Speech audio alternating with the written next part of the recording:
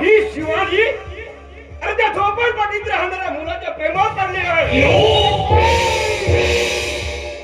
अरे तोंड सांभाळून बोल सूर्यकांत.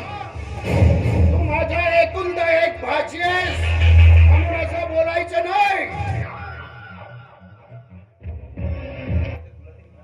अरे अरे तू काय बोलतायस त्याचा तुला भान तरी आहे काय? अहो तर खरं मी तेच बोलतोय.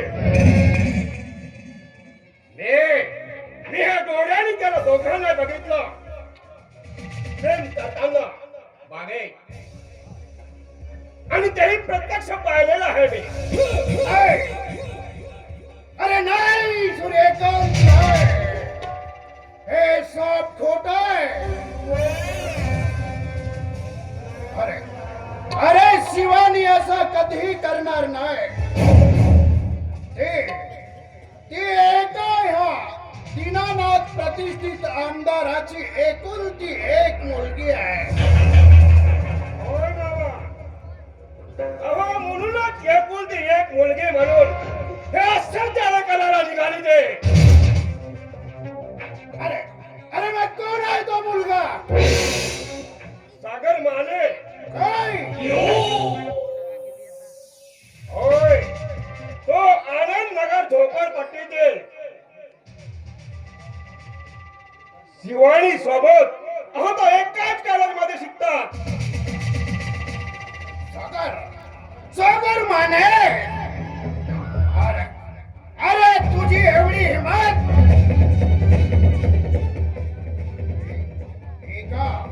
अरे एका साध्या झोपडपट्टी मध्ये राहून या दीनानाथ आमदाराच्या एकुलत्या एक मुलीसोबत तुला प्रेम करायला लाज नाही वाटते? नाही. अरे हे कदापि शक्य नाही. अरे सूर्यकांत, मला मला त्या सागर मानेची सर्व माहिती हवी आणि त्याने आत्ताची आता ताबडतोब त्या माहिती गोळा करून घे. कोण आहे हा मुलगा? अहो सगळे माहिती काढूनच मी तर आलेलो आहे. त्याचा एक मोठा भाऊ आणि वाहिनी आणि त्याचा एक जुगारी दारुड्या भाऊ सुद्धा आहे. मोठा भाऊ शंकर माने अहो आपल्या कंपनीमध्ये तो हमाल आहे. होय. म्हणजे म्हणजे तो शंकर मानेचा भाऊ आहे. होय. अरे म्हणजे एकाच दगडात दोन पक्षी. साल्या साल्या त्या दोघा भावांनी मिळून अरे माझ्या प्रतिष्ठेचा खेळ खंडोबा मानलाय. अरे नाही. अरे आग आग चढतोय, पाणी विझवतोय आणि आणि हा दीनानाथ आमदार नेस्तनाबूत करतोय.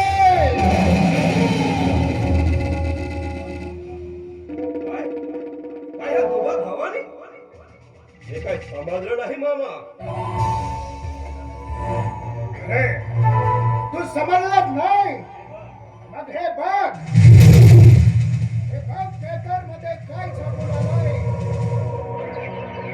बघ. अरे मला त्या आनंद नगर झोपडीमध्ये अरे भव्य कॉम्प्लेक्स बांधायचं होतं. पण त्या साल्या शंकर मानेनं त्या झोपडीमध्ये राहून आणि माझ्याच कंपनीमध्ये काम करून माझ्याच विरोधात आंदोलन केलंय. काय सांगताय मामा? होय.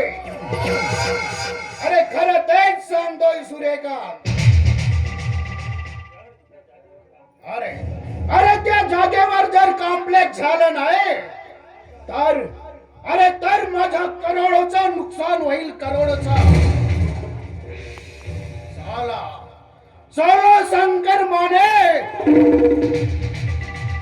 राम